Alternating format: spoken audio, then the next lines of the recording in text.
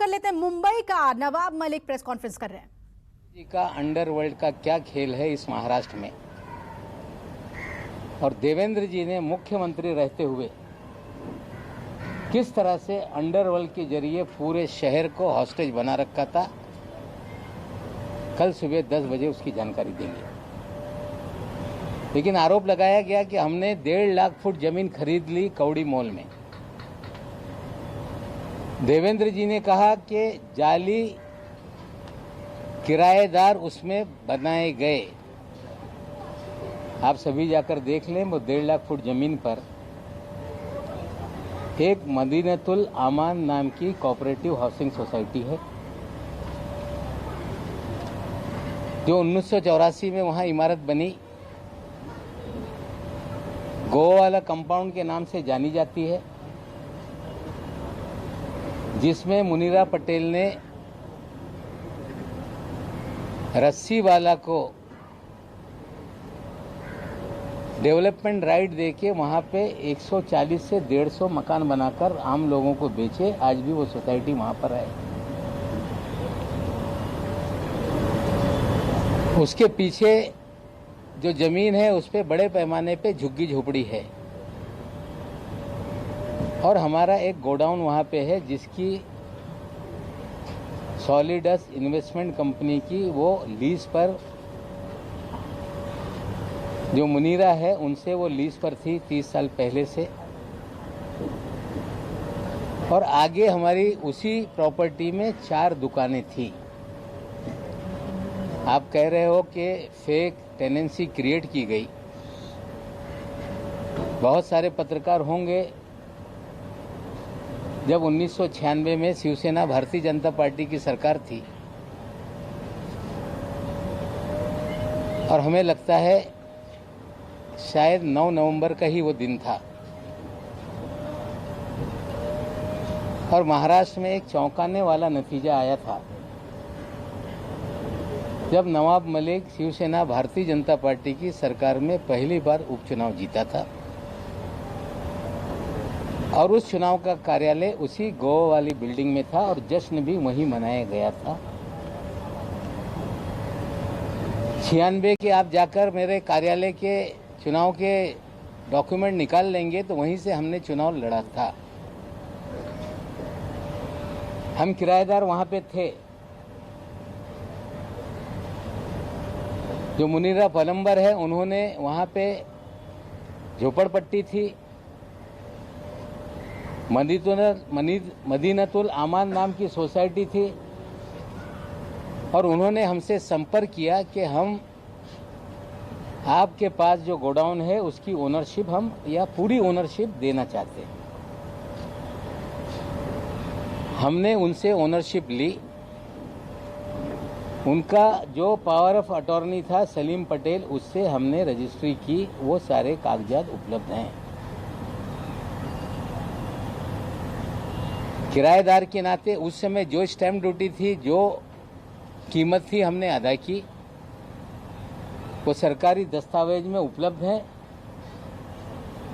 हमने मालकिन से ली। अगर वो किसी को कहती है कि ये मेरा पावर ऑफ अटॉर्नी है, उससे आप पूरा आपका जो भी व्यवहार है वो पूरा कर लो, तो हमने वो पूरा करने का काम किया। देवेंद्र जी ने बढ़ा चढ़ा के बम ब्लास्ट का उल्लेख करने का काम किया। सरदार वली खान का उल्लेख करने का काम किया। शायद देवेंद्र जी को उनके मुखबिर बता नहीं पाए कि उसी गोवाला कंपाउंड में सरदार वली खान का आज भी घर है। पिछले 70 सालों से उसी गोवाला कंपाउंड में सरदार वली खान के जो पिताजी थे, वो गोवा वाला परिवार के एक वॉचमैन की तरह वहां पर काम करते थे। और जब हमने संपत्ति गोवा वाला परिवार से ली तो 300 मीटर पे सरदार वली खान ने अपना नाम चढ़ा लिया था। जब प्रॉपर्टी को हम रजिस्टर करने गए, ये बातें सामने आई और हमने 300 मीटर का पैसा देकर उन्होंने जो अपना राइट क्रिएट किया था वो उनसे सरेंडर करने का काम किया। आज भी वो हमारे घर के पीछे ही 2 प्रॉपर्टी पीछे वो सारी जगह है, जो गोडाउन है वो भी वो हमारा वहाँ पर है। जो आगे इमारत है उसमें भी जो 4 दुकानें उस समय हमारी थी वो भी है, आज वहाँ पे किराए पे लगाई हुई है। जब प्रॉपर्टी ली तो आगे जो गो वाला बिल्डिंग है जिसमें 8 दुकानें नीचे, 8 घर ऊपर, ये सारी संपत्ति उस समय हमारी हुई। उसमें से बाद में एक बियर बार था, मुसलमान होने के नाते समाज का दबाव होने लगा कि आपके संपत्ति में बियर बार है। वो बियर बार को भी ज्यादा पैसा देके हमने सरेंडर करवाने का काम किया। और किसी भी तरह से कोई अंडरवर्ल्ड के दबाव में या किसी बम ब्लास्ट के आरोपी से ये प्रॉपर्टी हमने खरीदी नहीं। ये पूरी तरह से हम किराएदार थे। जो जगह की मालकिन थी वो चाह रही थी कि आप ये मालकी हक ले लो और हमने उनसे लिया। जो खान फैमिली थी, पठान फैमिली, जो वहाँ के वॉचमैन थे, उन्होंने अपना 7/12 पे नाम चढ़वा लिया था, उसे सरेंडर करने के लिए उन्हें पैसा देने का काम किया।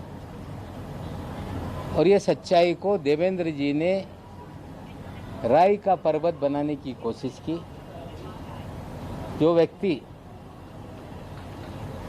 62 साल जीवन में इस शहर में कभी भी आरोप नहीं लग पाया कि किसी अंडरवर्ल्ड से नवाब मलिक के कनेक्शन रहे हैं, रिश्ते रहे हैं। आप कह रहे हैं कि आप जो भी एजेंसी है उसके सामने जाएंगे, जाइए, हम तैयार हैं।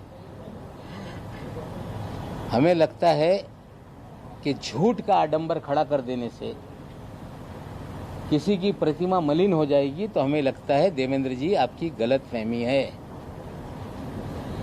जो कुछ है सारे दस्तावेज रजिस्ट्री ऑफिस में है। कंपनी का जो भी डिपार्टमेंट है वहाँ पे सारे कागजात हैं। जो पैसे का लेन देन हुआ उसकी स्टैम्प ड्यूटी हमने भरी है। ये कह देना कि 20 रुपया फुट में लिया, हमें लगता है झूठ बोलो तो जरा ढंग से बोलो।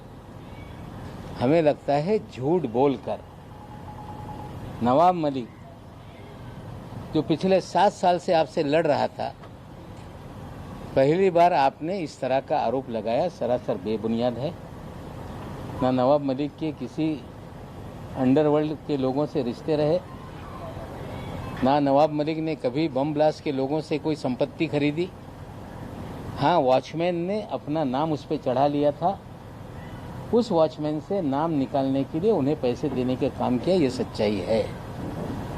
जहाँ तक सवाल है देवेंद्र जी, आपने अंडरवर्ल्ड का खेल शुरू किया है, तो आपको आज मैं कह रहा हूँ कि सुबह 10 बजे आप कह रहे थे कि बम फोड़ देंगे।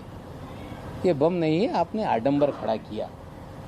लेकिन नवाब मलिक कल सुबह अंडरवर्ल्ड का हाइड्रोजन बम मुंबई में गिराएगा और देश को बताएगा कि देवेंद्र फडणवीस किस तरह से अंडरवर्ल्ड के जरिए पूरे शहर को हॉस्टेज बनाए हुए थे।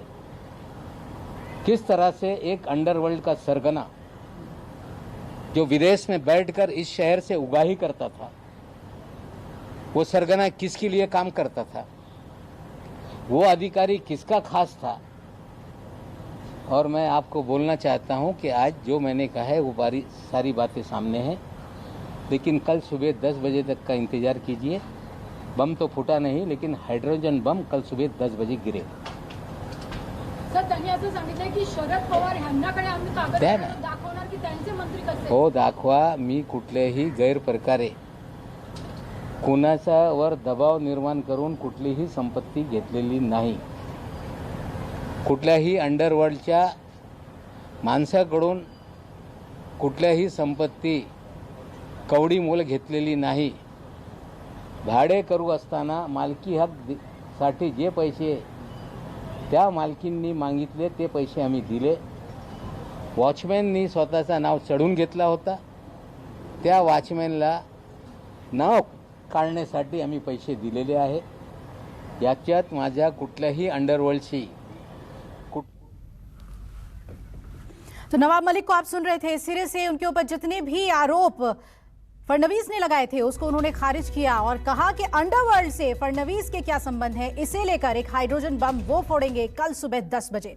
एक छोटे से ब्रेक के लिए यहां पर रुक रहे हैं. आप देखते रहिए न्यूज़ 24. नमस्कार, मैं हूं मानक गुप्ता. अगर आपको हमारा ये वीडियो पसंद आया हो तो इसे लाइक और शेयर जरूर करें और हां, हमें सब्सक्राइब और फॉलो करना ना भूलें ताकि आप देश और दुनिया की कोई खबर मिस ना करें. तो जुड़े रहिए हमारे साथ और देखते रहिए न्यूज़ 24.